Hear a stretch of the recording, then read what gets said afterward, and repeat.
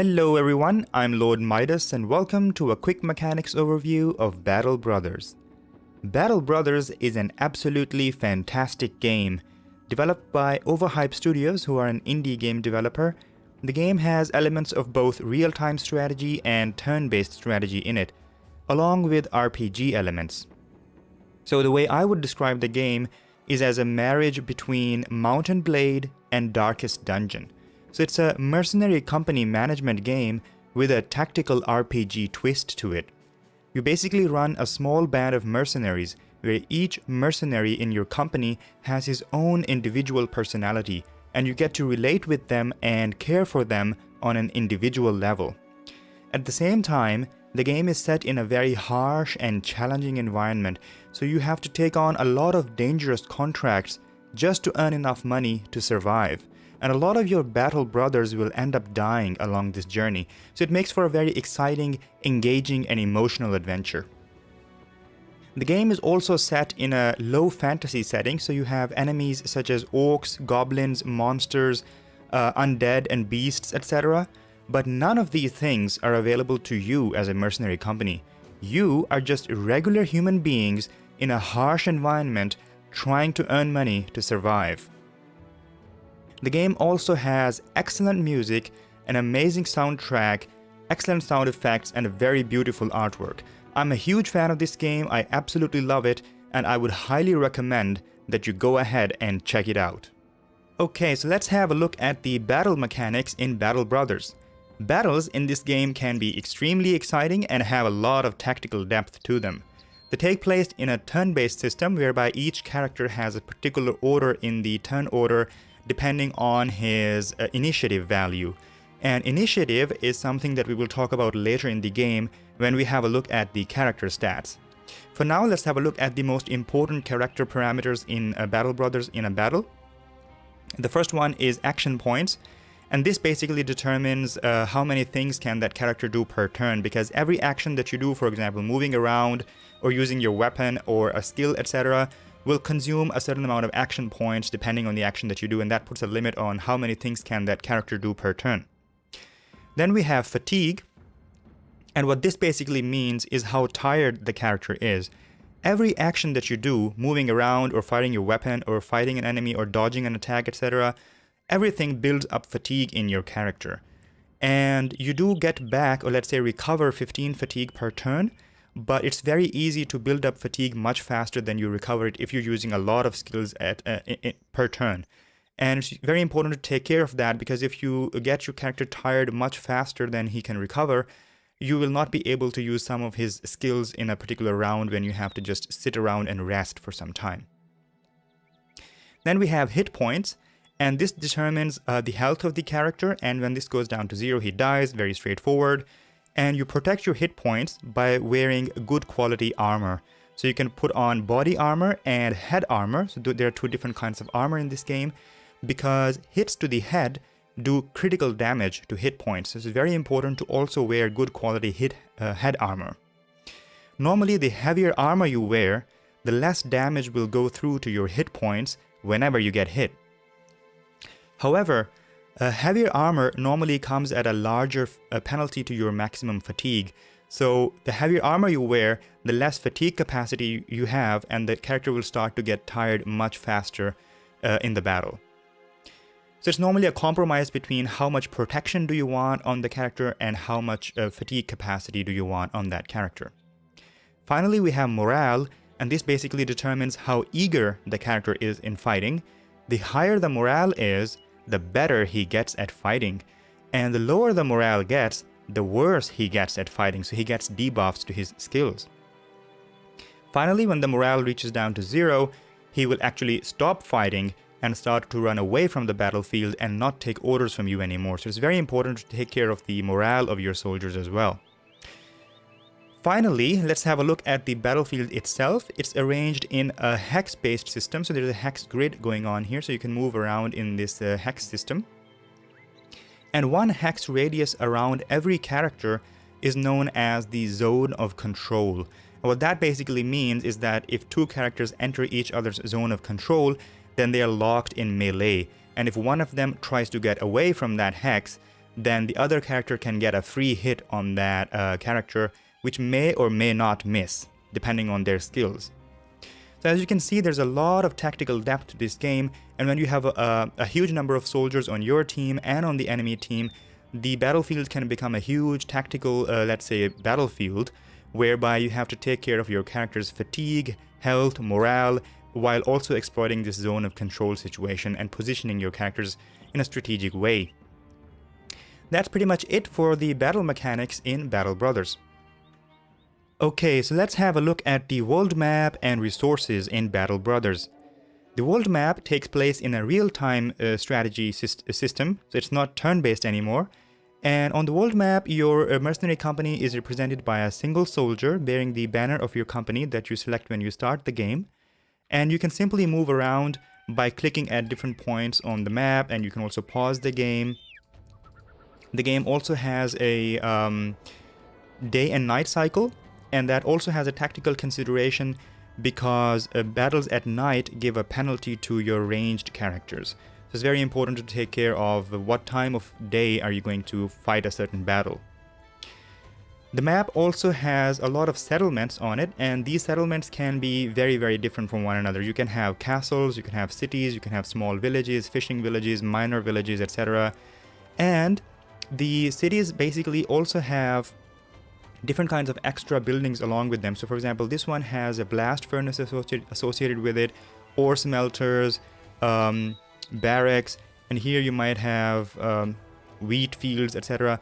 And these things can really determine or affect the kind of things that will be available in that settlement and the prices of those things available. So you can buy things depending on what kind of prices they have, and you can choose where to go, etc. based on what kind of city it is.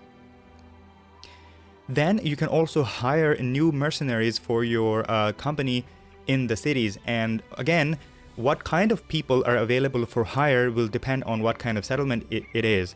In some settlements you will find thieves, robbers, and just regular farmers for hire, whereas in some other places you might even find retired soldiers and adventurous nobles, etc.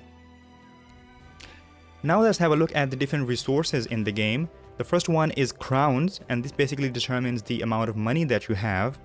And you can earn crowns by fulfilling mercenary contracts, but you can also make extra crowns by, for example, buying some items from one city and selling them at another city if there's a significant difference in their prices, for example.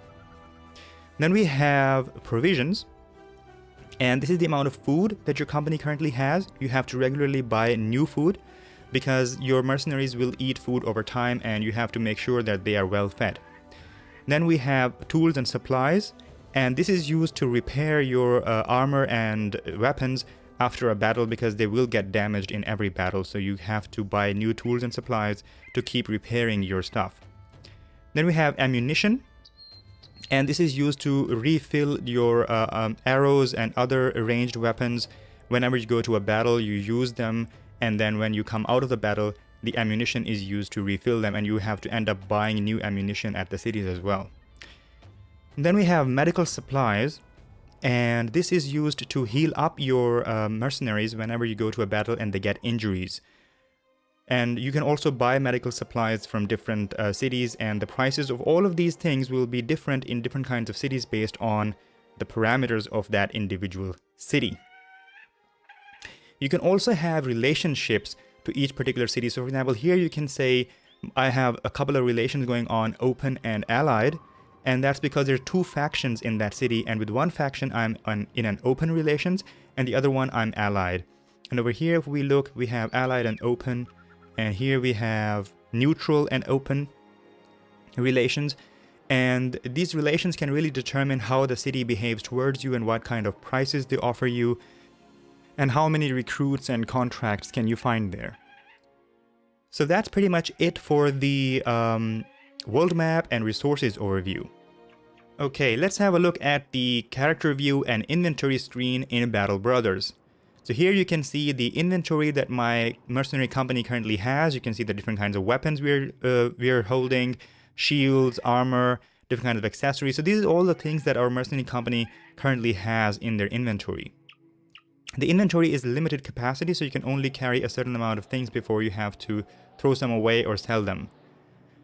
Then down here, you can see the different mercenaries that are in my company. You can see that there are some people with shields and axes. We've got huge sword fighters, somebody with a huge cleaver in his hand. We've got people with hammers, crossbowmen, archers, etc. So you can really customize each and every character in your mercenary company to fulfill a certain role on the battlefield. You can give them different kinds of armor. So for example, I can change his armor here. I can give him a different kind of shield. I can change his helmet, etc. And this is really customizable. And this is what I love about Battle Brothers, because each and every mercenary feels unique on the battlefield. Each mercenary is made basically further unique by his traits and background. So for example, this one is a wild man before we recruited him. This one here is a brawler. And down here is another wild man. Here is a hunter. So you can have different kinds of backgrounds for different people, and that can really affect what kind of person that he is and how he will behave in a lot of different situations in Battle Brothers. Here's a thief, for example. And then each character can also have some extra stats. For example, this one is strong, which increases his maximum fatigue. He's also a survivor, which gives him an extra chance to survive whenever he gets hit, etc. So all of these traits can also make for a very unique battle brother in different kinds of ways. Now let's have a look at the different character stats in Battle Brothers. The first one is melee skill.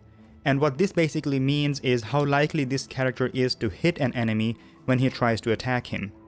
And then we have ranged skill, and this means how likely he is to hit an enemy with a ranged attack. Melee defense, and this means how likely he is to dodge an enemy attack. And ranged defense is how likely he is to dodge an enemy ranged attack.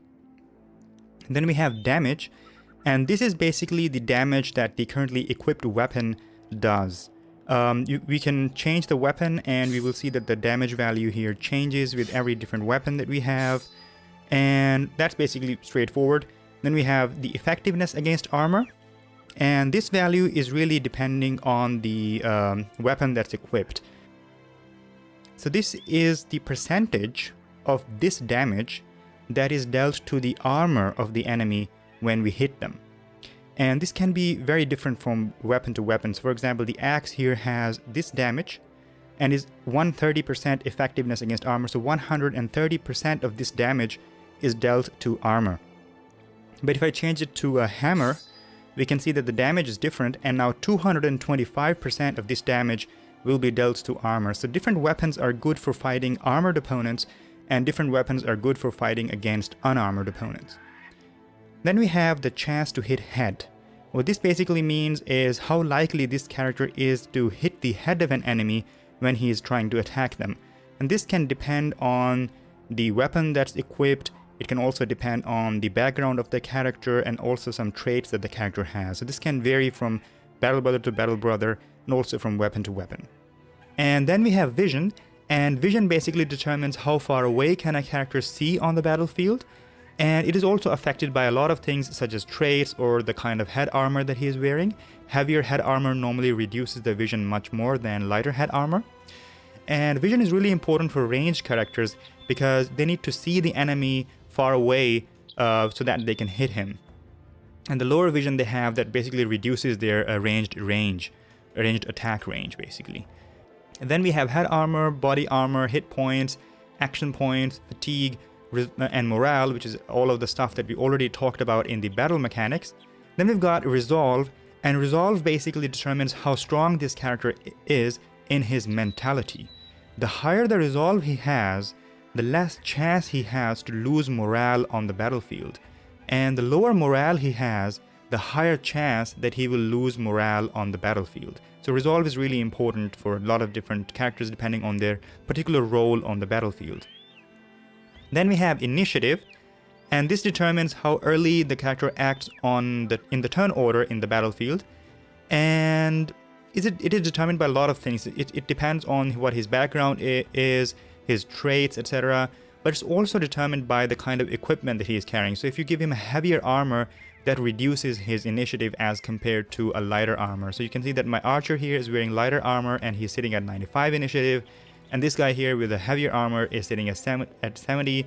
This guy with even more heavy armor is sitting at 53 initiative. So this is also something that you can specialize based on the particular role of that mercenary in your company. That's pretty much it for the inventory and character stats in Battle Brothers. Okay, now let's talk about the leveling up system in Battle Brothers. So each and every character in your mercenary company has his own XP system, and they gain XP whenever you go to battle and kill enemies. Whenever you reach a certain XP threshold, the character will level up, and whenever you level up, you have the chance to increase his stats such as melee skill, ranged skill, fatigue, resolve, initiative, etc. But every level up, you can only choose 3 of these skills to level up. So you can't level up all of his skills. You can only spend his points in 3 of these skills. And this is why you have to specialize your characters, because you can't really make a character who is good in everything. You have to specialize him to be either a strong melee character or a strong range character or a strong support character, for example. Then each character also has something which is called talents, and this is represented by the stars here. And the more number of stars he has in a certain skill, the higher that skill can be increased every level. So he will get a higher number of points in that skill per level whenever he levels up. And this is a further indication what kind of things can this character be specialized in. So for example, this guy here has a huge talent in ranged attacks, so I've specialized him as an archer, whereas this guy had a talent in melee attack, so I've specialized him as a two-handed swordsman. Then whenever you level up, you can also choose a perk for your character, and this is basically extra things that add a lot of different skills or features to your character. For example, this one increases their hit points. This here reduces their fatigue penalty from wearing armor. This is a weapon specialization in swords, etc. And there's a lot of different perks to choose from.